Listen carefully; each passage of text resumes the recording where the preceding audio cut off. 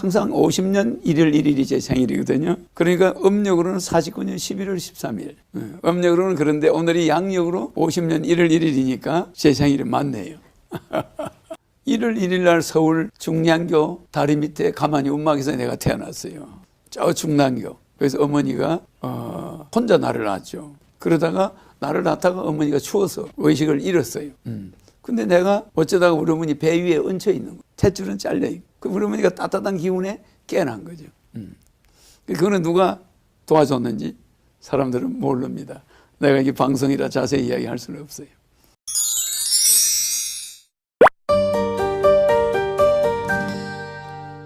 네, 또 탄생과 관련된 일화가 있나 봅니다. 네, 그러니까 이제 아버님이 아버님이 시골에서 그 우리나라에 굉장히 이제 큰 지주였는데 논을 전부 소작인한테 문서를 놓아줬어요. 땅 문서를. 그래가지고 이제 사상범으로 몰렸죠. 그래가지고 논을 받은 사람들이 전부 농사를 못 짓게 막 정부에서 햇가루를 뿌리고 그리고 이제 아버지는 사형을 받았죠. 그래서 서울 서대문 구치소에서 사형을 기다리고 있을 때 우리 어머니가 서울로 올라왔죠. 진주에서. 아버지 고향이 진주니까. 그러다 어머니가 아버지가 돌아가기 감옥에 간 지 2년 만에 저를 태몽 꿈을 꾸고 뵀어요. 그래서 이제 어머니한테 제가 태어났는데 유견하기 이틀 전에 아버지가 이제 전쟁이 나기 직전에 돌아가시고 이틀 있다가 유교가 났죠. 그리고 어머니가 이제 아버지 시체를 못 찾죠. 서대문 형무소가 이제 계력형들이 내려오니까 북한에서 내려오니까 그래서 그냥 홀몸 갓난아이를 데리고 진주 고향에다 데려놨죠. 그래서 내가 소작인 집에서 커요. 아버지 때문에 나를 맡을 수가 없어 집안에서. 그 아버지는 무슨 공산주의 사상이 아닌데 이제 소작인들한테 논을 놓아주자고 할아버지한테 자꾸 이야기해가지고 그런 사태가 일어났죠. 그래서 아버지가 참 지금 생각해보면 대단하신 분입니다.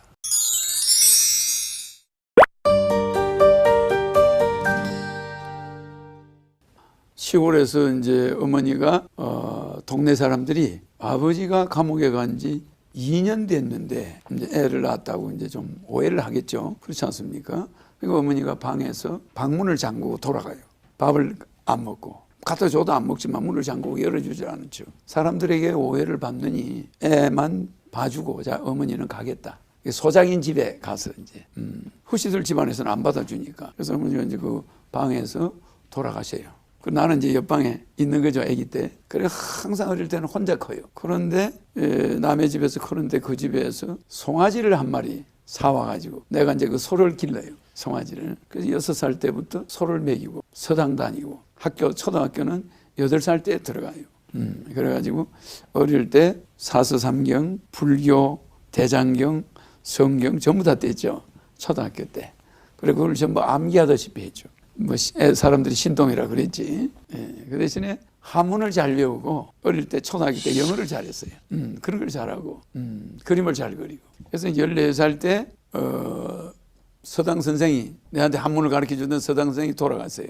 돌아가시는데 그 마지막 날 돌아가는 날도 서당에서 돌아가세요. 그래 내가 그거 가서 새벽 4시에 가서 항상 공부를 하니까 새벽 4시에 가서 공부를 하는데 그 당시 공부하러 가는 학생이 한 30명 됐는데 그날 그걸 외우지 않으면 그 다음 진도가 안 나가니까 다 그만둬 버렸어. 그러니까 내 혼자 6년간 초등학교 다니면서 서당을 다녀요. 학생이 내 하나뿐이니까. 그리고 그 서당 선생이 구인내 씨의 큰아버지, LG그룹을 만든 구인내 씨의 큰아버지 구연석 선생님인데 그분한테 내가 배웠죠. 그리고 그분이 돌아가고 나서 바로 나는 서울로 올라옵니다. 나만 중학을 못 갔어요. 우리 졸업생 250명 중에 내만 중학교를 못 가고 또 그 학교 중에 부모 없는 애가 내밖에 없었어요. 내만 중학을 못 가고 이제 머슴살이를 하고 있는데 사람들이 전부 서울로 가라는 거예요. 동네 사람들. 공부를 잘하던 사람이 중학을 못 가니까. 그래 내가 이제 어머니 산소 가서 흙을 파가지고 보따리 싸가지고 근데 그 어머니를 모시고 가는 거죠. 그리고 흙을 보따리 싸가지고 공부하던 책을 들고 서울로 가요. 기차 타고. 갔는데 서울역에서 붙들려요. 무임승차 해가지고. 대전까지 가는 기차표는 되는데 서울까지는 안 되는 거예요. 돈이 모자라니까. 그 대전까지는 괜찮았는데 대전서부터는 의자 밑에 들어갔어요. 사람들 앉는 의자 밑에 서울역에 내렸죠. 내리니까 어디가 어디인지 모르잖아요. 거기서 붙들렸어요. 그래 한 3, 40명이 붙들렸어요. 서울역 대합실에 붙들려 갔는데 제 보따리에 이제 그 한문 책이 많잖아요. 그러니까 여기에 있는 남자 직원, 여자 직원들이 검사를 해요. 이거 아버지 책을 훔쳐온 거 아니냐 그래요. 내 공부한 책이야 전부 다. 아니라고 내가 그걸 외우니까 되게 놀랬을 거 아닙니까? 아니 그럼 네가 꼬마 네가 이걸 다 외운단 말이에요. 다 외우죠. 그래 그 한문책을 보고 이제 그 사람들이 놀랬잖아요. 그래 이제 우리 어머니 흙보따리를 딱 풀어보니까 흙이잖아요. 흙은 왜 가져왔냐 그래. 아 이거 우리 어머니 산소에서 파가지고 왔다. 나는 우리 어머니하고 같이 다닌다. 그래 내가 앞으로 성공한다. 그래서 나는 어머니 흙을 지금도 가지고 있어요.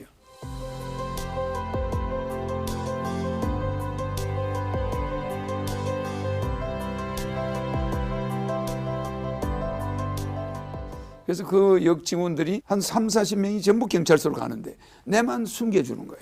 그래가지고 그 사람들 가고 나서 경찰들이 가고 난 다음에 나를 갖다가 돈을 모아가지고 주는 거야.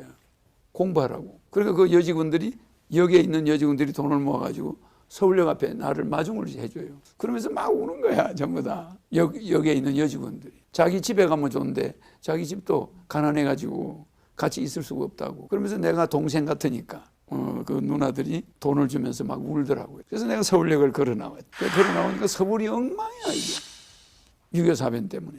남대문밖에 없어요. 뭐 다 무너지고 막 그렇다고 막. 거기에 이제 어디로 갈 건가 하다가 어머니가 내 낳았다는 중량교 다리. 그 가만히 엄마 있던 자리. 그거 갔죠. 얼마나 거기가 처참한지 몰라요. 판잣집들 엄청 쓸쓸하더라고. 그래 그거 갔다가 이제 우리 아버지가 돌아갔다는 서대문 행무소 갔다가 그래 이제 서울 생활이 시작돼.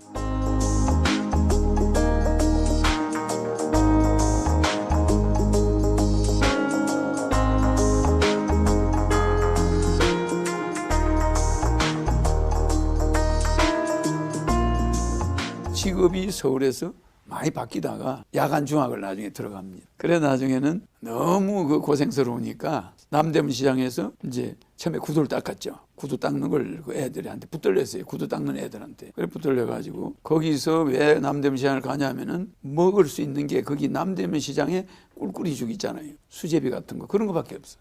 칼국수 같은 거. 그래서 남대문 시장을 가지 않으면 밥을 먹을 데가 없더라고. 그래 시장을 갔다가 붙들린 거예요. 구두 닦는 애들한테. 그래 걔들이 강제로 구두를 닦게 하는 거예요. 그래 구두 닦다가 도망을 간 게 도저히 구두를 못 닦겠어요. 그 모가 합숙소에 있어 자는데 일반 방 높이에 3층을 만들어가지고 나무로 그렇게 자요. 그러니까 위에 사람하고 밑에 사람 사이가 한 50cm 뭐 1m 정도밖에 안 돼요. 또 위에 한층 이렇게 있는데 거기서 몇 개월 있는데 담배 연기 때문에 이거 거리 안 보여. 숙제도 할 수가 없고 야간 중학을 들어갔는데 할 수가 없고 굉장히 뭐 공기가 나쁜 거 말할 것도 없어요. 거의 다 지게꾼이야. 지게꾼들. 그래서 거기서 나와가지고 삼과산 화계사를 찾아갔죠. 그래 거기 가서 절에서 일해주고 공부하고 그랬죠. 학교 다니고.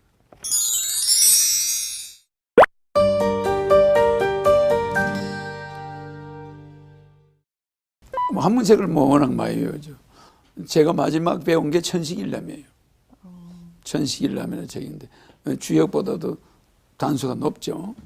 그러니까 계자상고 이후로 풍기이계에 성인이 시생하여 조자진문하여 이지 수신제가하고 이지 치고감민하여 예연법이 개장문주 출래하니 자연고성지 소개하라. 자시부 하역상하여 위금수지 행자생언즉 차기비 고금불력지 맹다모 서해할 천자그는 유활련이와 자자고는 불가할래라고 우활령은 배명이 자구다보기를 하였으니 불량배지 원천우이는 정인맹가이 원개천야라. 흥패하복이 총시자신지 소치니 흥하고 패하고 화와 복이 총시자신지 소치니 다 자기 하기 나름이니 기왕이 기왕지 조선어와 선자 자신을 경계하여 성국이복하고 차적 기선이 정의 맹가의 원개천야라. 이런 식으로 쫙 외워나가야 돼요.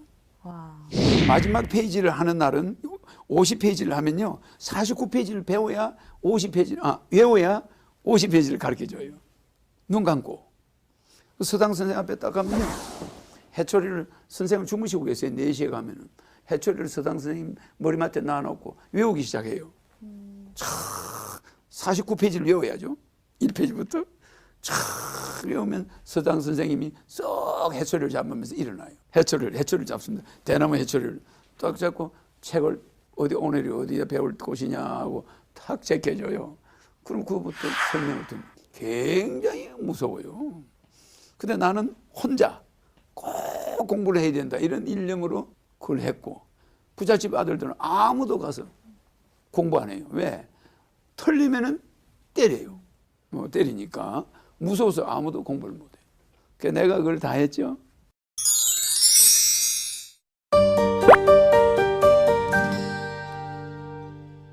그럼 그 당시에는 공부하는 게 즐거워서 하신 거예요? 아니면은? 그런데 나는 특징이 모든 것을 다 즐겁게 합니다. 그러니까 부자가 되는 사람은 푼돈을 아끼는 사람이에요.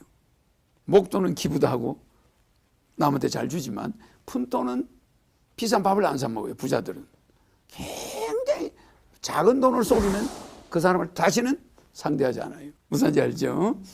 부자들은 푼돈에 굉장히 인색합니다. 그래서 부자가 되는 거고, 성공하는 사람은 짜투리 시간을 아껴요. 그러니까 공부할 때는 쭉 하더라도 쉬는 시간에 너무 놀아버리면 다 잊어버려요. 그러니까 학교 가는 시간에 또 공부해요. 지게 지고 가면서도 공부하고 나무하면서도 공부하고. 그러니까 잠시도 짜투리 시간에 멍청아 있는 시간이 없어요. 서울에서도 그랬고 시골에서도. 그래서 내가 암기를 그렇게 많이 하죠. 그러니까 꼭 성공하는 사람들은, 공부 잘하는 사람들은 짜투리 시간을 낭비하지 않습니다. 근데 공부 못하는 애들 보면요, 5시간씩 막 해요. 그러다 그냥 또 마냥 밥 먹고 또 학교 가고 이럴 때 잊어버려요. 그래 다음날 또 공부하려고 하면 생각이 안 나요. 알겠죠? 그래서 공부는 그렇게 수시로 해야 돼요. 그 남는 시간. 그럴 때는 꼭 책을 들고 다녀야 돼.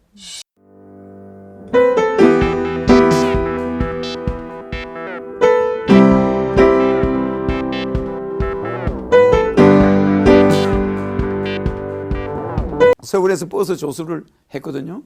서울에 처음 와서 또 구두 닦기 하다가 버스 조수도 했어요.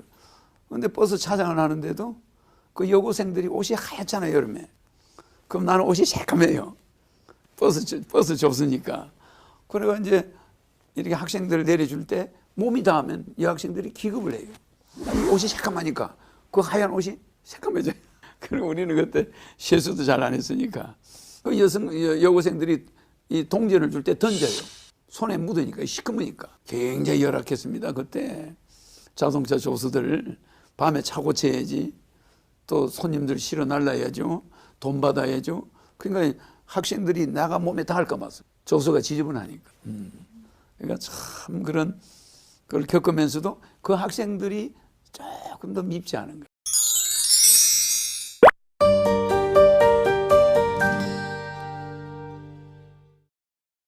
어린 시절에 양아들만 무려 3번을 지냈다고 네, 3번. 하더라고요. 이 사연도 굉장히 궁금하거든요. 그러니까 화계사에 갔을 때 숭산 이행원 스님, 그 당시 조계종 감찰부장이면서 화계사 주지였는데 그 스님이 나중에 나하고 17살까지 같이 있어요. 절에서, 화계사에서. 근데 있는데 거기 가서 내가 공부하겠다 하니까 스님이 문제 주고 공부해라. 그런 거기 있었죠. 근데 그 주지 스님이 나하고 몇 년 있다가 미국으로 가요. 37에. 주지 스님, 39에 주지 스님이 미국으로 갑니다. 일본을 거쳐서 미국으로 가서 전 세계에다가 절을 300개 이상 만든 사람이에요. 숭산 이행원 스님. 우리나라 불교계에서 세계 포교 1인자입니다. 그 스님을 만났는데 화계사 주지였는데 화계사를 떠나면서 내보고 같이 가자는 거예요. 그래서 그 스님하고 따라서 서울역에 갔어요. 나도 보따리 싸래요. 니는 중이 될 애가 아니고 너는 우리나라의 나라를 위한 큰 일꾼이 돼야 되니까 너는 절에 있을 애가 아니야. 그러니 너도 화계사 나가자. 그래 따라 나왔어요. 그래서 서울역에서 스님은 미국으로 간다고. 우리나라 비행기가 미국 가는 게 없으니까 일본을 거쳐서 가는 거죠. 그래 일본 가는 배 타러 부산으로 가고, 나는 스님이, 화계사는 스님이 한 300명 있으니까 맨날 일해야 되니까 네가 공부할 시간이 없으니까 평창동에 세금정에 가면은 스님 한 분이 있는 절이 있으니까 그거 가라. 청평사를 알려줘요. 그래서 그 절을 서울역에서 스님하고 이별을 하고 스님은 미국으로 가서 다시는 안 온대, 한국에. 그러면서 다음 세상에 만나자 이러고 나고 이제 서울역에서 이별을 하고 헤어졌어요. 그러니 세금정 가서 청평사라는 절을 찾아서 청룡사 그거 가서 이제 공부를 열심히 해라, 고등학교 때는. 그리고 그 절을 찾다가 못 찾고 밤중에 절을 찾아다 이제 산에서 여자들이 내려오는 거야. 한 5명이. 여기 청룡사는 절이 어딥니까? 그러니까 학생이 밤에 절을 왜 찾냐요? 공부할 데가 없어서 그래. 집이 없다고. 그러니까 우리 목사님이 혼자 사는 분인데, 그래 강화문 내수동 홍근섭 목사님의 양아들이 됐어요. 밤중에 끌려갔는데 그 집사님들이 내 가방을 뺏어버려요. 책가방을 뺏어가지고 강제로 끌고 내려가는 거예요. 그래가 밤중에 홍근섭 목사님의 아들이 됐어요. 근데 그 목사님은 북한에서 내려왔는데 군인들한테 맞아가 기가 먹었어요. 한쪽 기가. 근데 그 목사님은 미국 북한에서 가져온 군용 모포 그거 하나만 덮고 자는 거예요. 성도들이 해준 이불은 절대 안 덮어요.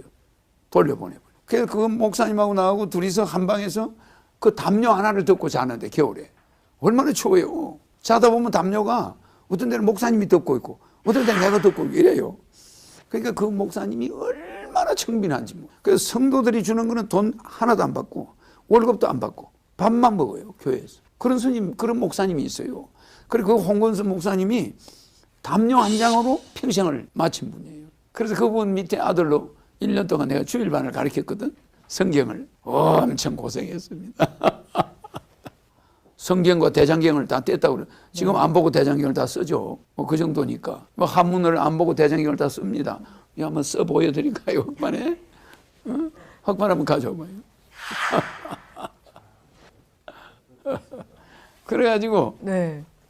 주일반을 가르치는데 주일반 학생들을 행천동이라고 그 북을 치고 가가지고 애들을 한 100명 모아가 와야 돼요. 저 혼자. 그것도 보통 일이 아닙니다.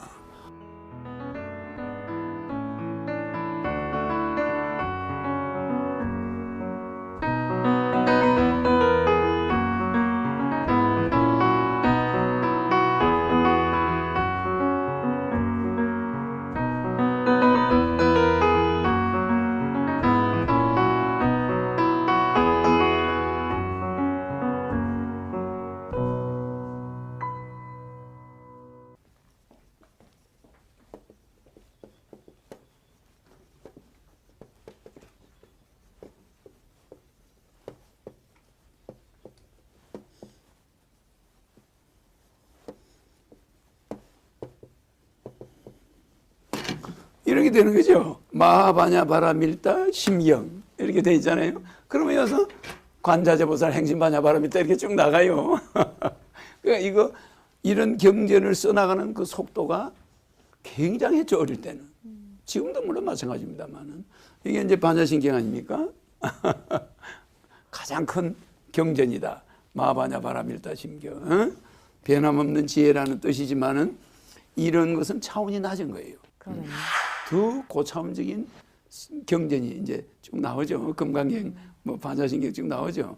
그럼 유마경 같은 거 이런 거는 실제 대장경을 한문으로 눈 감고 서는 사람은 없어요. 안 쓰실 보고. 수 있으신 거죠? 그렇죠. 그러니까 성경도 마태복음 5장 1절에서 13절까지면은 산상수훈이에요. 그러면은 심령이 가는지 복이 있는지 천국에 들어간다 이렇게 돼 있거든요. 마태복음 5장 1절에서 13절이. 그러면 이런 거를 그냥 그렇게 긴 거는 전부 넉자로 줄여버려요. 그래서 성경을 전체를 넉자로 줄이니까 요만큼밖에 안 돼요.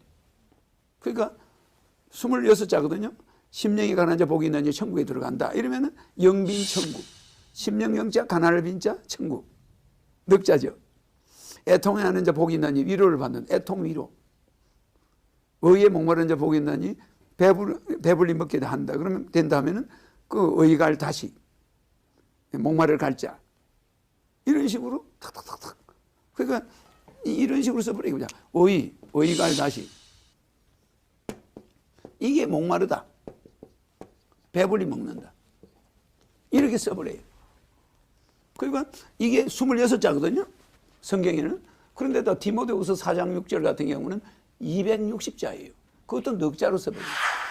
관제가 되고 부험이 됐으니 사랑하는 디모데야 나의 떠날 날이 가까웠다. 바울이 이제 디모데한테 편지를 쓰는 건데 그럼 디모데후서 4장 6절 같은 경우는 그걸 너도 나처럼 살아라. 그렇게 하나님한테 내가 하나님을 위해서 한평생 바쳤듯이 디모데 너도 그렇게 살아라. 이런 말이거든요. 그 260자가. 그럼 그거는 넉자로 줄여버려야 돼요. 그럼 뭐냐면 재행천재. 재행천재. 재라는 건 모든 나의 재행천재.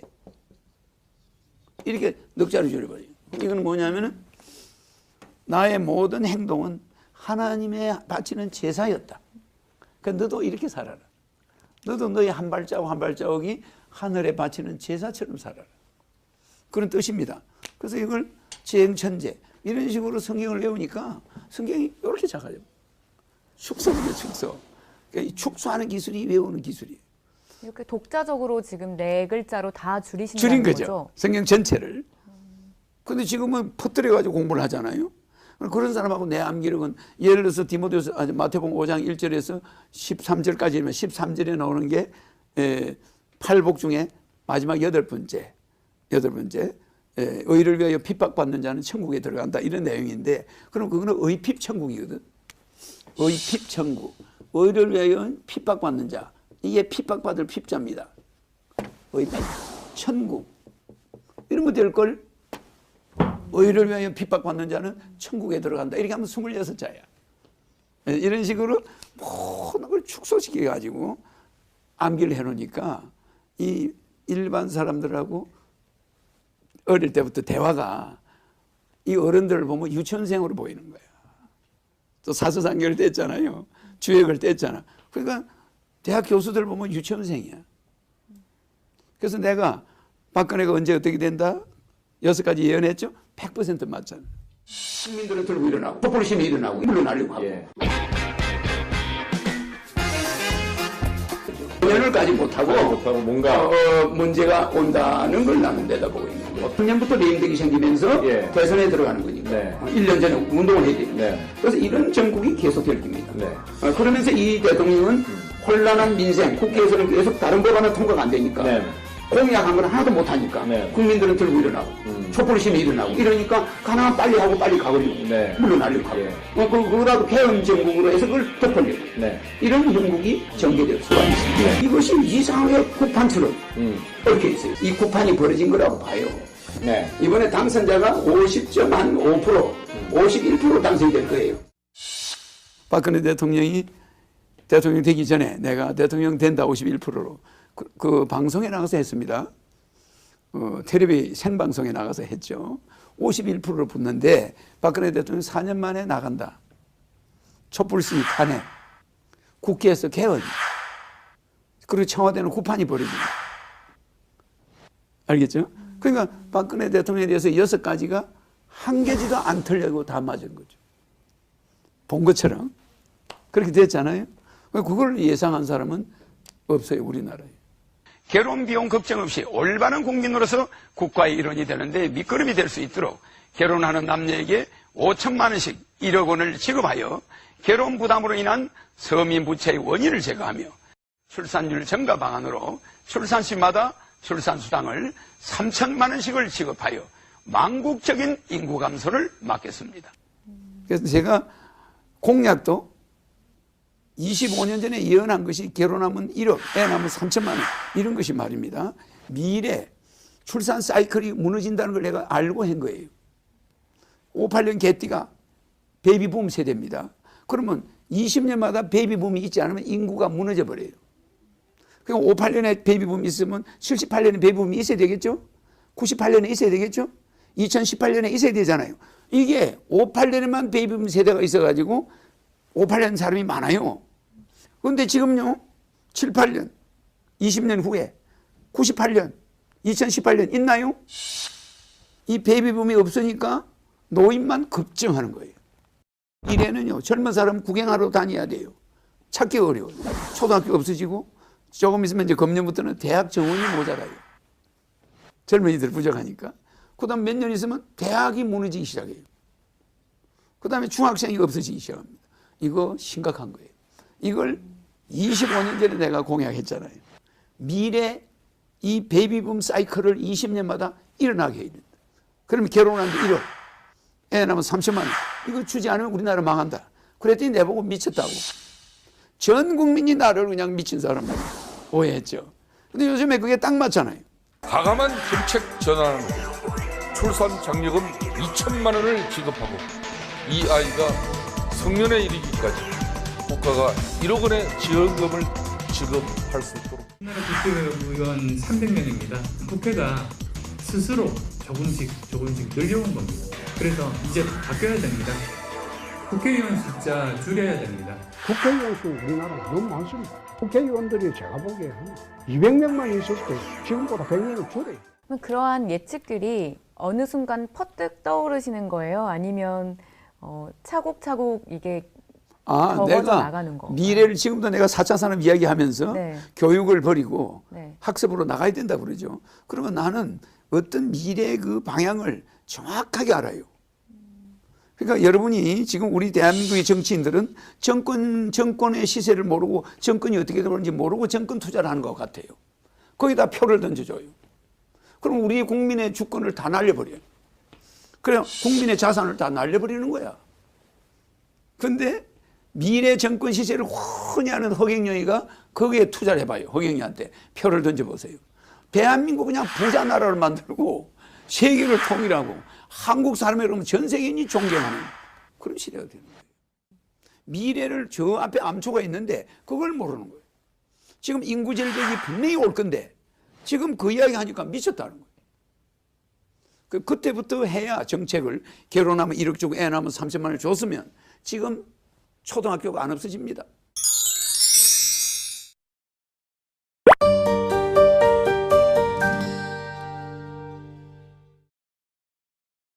허 총재님의 성함 허경영에는 깊은 뜻이 담겨져 있다고 하는데 어떤 의미가 담겨 있나요? 내가 서울서 났잖아요. 네. 그러니까 서울경자. 영자는 허씨의 돌림자입니다. 돌림자. 그래서 허경영이 허라고 자. 근데 또 어떤 의미가 있냐면은 우리나라 서울을 중심으로 동경, 서경, 중국의 남경, 중국의 북경이 있잖아요. 그 서울만 센터포드예요. 그 동쪽에 있으면 동경, 서울이 중심이 되는 거예요. 서울이 랜드마크가 되는 거예요. 서울이 랜드마크가 되는데 무슨 말이냐면은 여기가 서울이 있으면은 네. 우리나라 지도가 이렇게 돼서 이렇게 있죠. 그럼 여기 서울이 있잖아요. 동경이 있지 않습니까? 여기는 동경. 그리고 이거는 동쪽에 있다 해서 동경입니다. 이게. 이거는 중국이 이렇게 돼 있으면은 여기 중국에 서경이 있어요. 여기 서경. 여기 남경이 있잖아요. 남경. 여기 북경이 있어요. 그러니까 이 북경. 이렇게 있죠. 그러니까 여기에 서울경자가 있죠. 그죠? 서울이 있잖아요. 그러면은 허경영, 허락허자, 허락을 맡았다. 서울을 편안하게 한다. 이거는 동서남북 수도를 편안하게 할 사람으로 와 있다는 거죠. 네. 이 허경영이라는 이름은 33핵입니다. 그런 특수한 그 에너지가 있어요. 그러니까 내 이름 이제 불러보는 사람들이 많죠. 네, 궁금증을 조금씩 남기시고 계속 답변을 해주세요. 네, 그게 왜냐하면은 네. 여기서 다 이야기할 수 없는 게 있어요. 방송이라 내 이름에 대한 비밀이 있어요. 그거는 유튜브에 이제 내가 자세히 설명하는데 정규 방송에서는 이야기하면은 또 문제가 생길 수도 있고 해서 허경영에 대한 어떤 비밀이 지금 약 0.1% 내가 이야기한 거예요. 또 허 총재님의 그 부모님의 이름도 의미가 있다. 우리 어머니 아버지 하시던데? 이름도 네. 특이합니다. 우리 어머니 아버지 이름은 아버지 이름을 보시면은 아버지가 허남건이거든요. 남쪽 남자, 권세권자. 그죠? 어머니 이름은 조계식이에요. 이 개수나무 월개수나무 개자거든요. 네. 이거는 심을 식자. 그러니까 우리 어머니 아버지 이름이 아버님도 일찍 돌아가게 돼 있고 어머님도 일찍 가게 예정돼 있는 거예요. 왜냐하면 남쪽 나라 조자거든요. 이게 남쪽 나라에 월계수 나무를 권세의 월계수 나무를 심는 것을 허락한다. 그 허락만 하지 길러라는 말이 없잖아요. 심을 식자, 심기만 하는 거예요. 그래서 아버지 어머니 이름이 남쪽 나라의 권세의 월계수 나무를 심는 것을 허락한다. 하늘에서 볼 때 남쪽 나라는 한반도예요. 그런 우리 아버지 어머니 이름은 빨리 가야 되는, 나를 낳아놓고 빨리 가는 운명을 가지고 있다고 볼 수 있죠. 네, 또 이 지수마을에서의 허 총재님의 집안과 이 삼성, LG에 대한 인연도 있다고 하던데. 네, 우리 마을은 우리 허씨들이 1000년을 살았어요. 우리 마을에. 지수마을에요. 예, 지수마을이.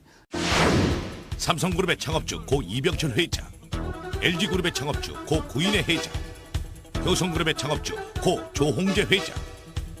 대한민국의 경제를 이끌고 있는 40대 기업, 그 가운데 굳건한 입지를 가지고 있는 삼성, LG, 효성 세 그룹의 창업주들.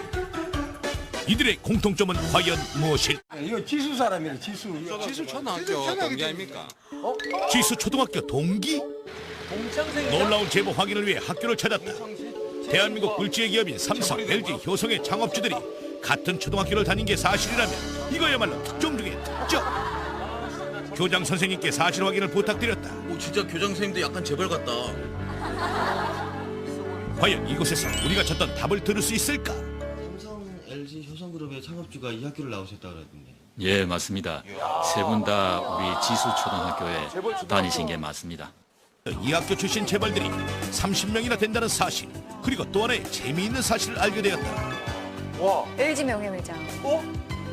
대통령 후보로 출마한 허경영 본교 38회 졸업생.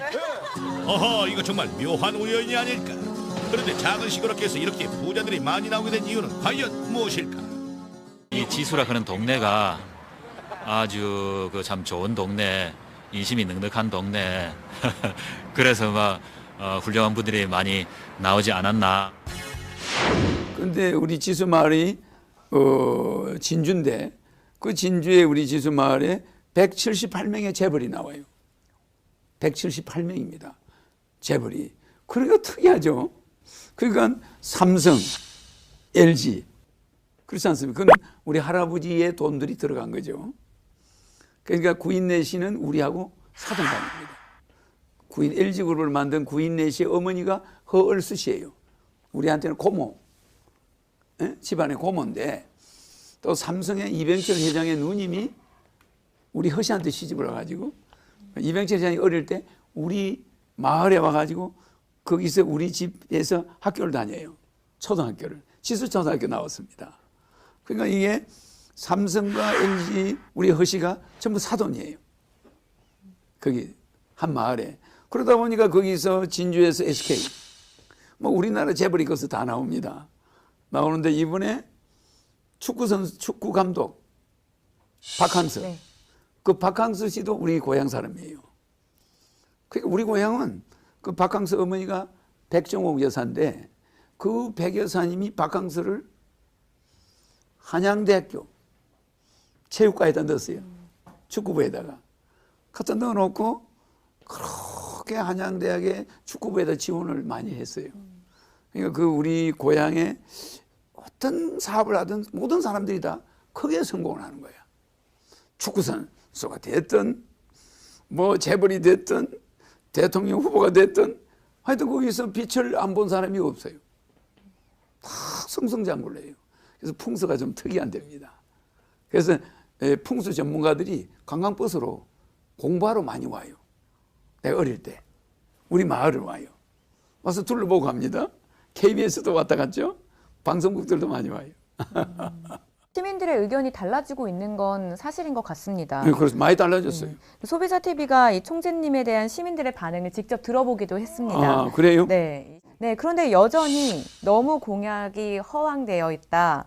심지어는 방송을 보니 사기꾼 같더라. 이렇게 말씀하시는 분들도 계셨어요. 아, 그거는 그거는 나하고 파가 완전히 다른 사람들이. 이러한 구설수에 대해서는 어떻게 반응을 하시거나. 아, 그러면 안 됩니다. 그거는 자유니까. 우리가 국민의 3대 권리가 생존권, 소유권, 평등권. 국민의 5대 권리가 청구권, 평등권, 참정권, 사회권, 자유권이에요. 그러면 5대 권리 중에 청구권, 평등권, 참정권, 사회권, 자유권 중에 이 자유권이 언론, 출판, 집회, 결사, 종교, 사상, 표현, 양심의 자유예요. 8가지는. 그러면 이거 자기가 표현하고 싶은 대로 표현하는 거예요. 그 사람 보고 왜 나보고 안티라고 그럴 필요 없습니다. 자기의 자유예요. 자유인데 그 사람이 나를 지지 안 하다 보니까 다른 사람을 지지하는 거죠. 그럼 거기에 대해서 나는 관심이 없어요. 알겠죠? 어쨌든 나를 지지하는 사람이 너무 많다는 거. 그렇지 않습니까? 그래서 만약에 반대파가 없으면 전기불이 안 켜집니다. 이 플러스만 있으면 전기불이 안 켜져요. 마이너스도 있어줘야 돼요. 그래야 술집에서 서로 싸워요. 허경영 지지자와 아닌 사람들끼리 파워가 일어나면서 불이 붙어요. 이게 불이 켜지는 게 플러스 마이너스가 싸우는 거 아닙니까? 플러스만 있으면 꺼져버려요. 너무 지지자가 넘쳐버려도 안 돼요. 1등만 하면 되는 거 아니에요? 그죠? 그러니까 안티는 있게 말이냐. 내 공약이 사기 같다. 이런 사람은 불행한 운명을 맞이하게 되는 거예요. 대한민국이 가난해지는 거지. 자꾸 그런 사람을 뽑아보세요. 그렇지 않습니까? 국민을 기만하는 사람들, 부익부 빈익빈을 만드는 사람들. 분배 정의가 허경영에 의해서 실현됩니다. 단 허경영이 대통령 당선되는 날 두 사람의 종류가 나옵니다. 한 사람들은 심판의 대상이에요. 한 사람들은 행운을 잡는 거예요. 그 행운을 잡는 자들이 국민이에요. 심판의 대상 정치꾼들이에요. 엄청난 리스크가 나와요. 상상을 초월합니다. 왜? 5천만 국민을 살리기 위해서. 희생자가 있어줘야 돼요.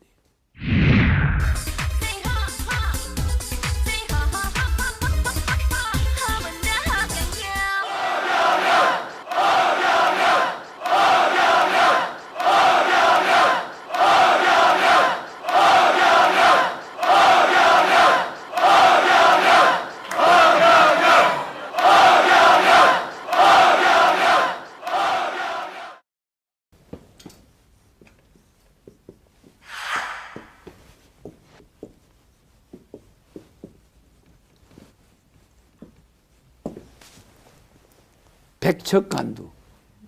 그러니까 굉장히 높은 곳에서 우리 국민이 죽느냐 사느냐는 기로에 있어요. 백척간두.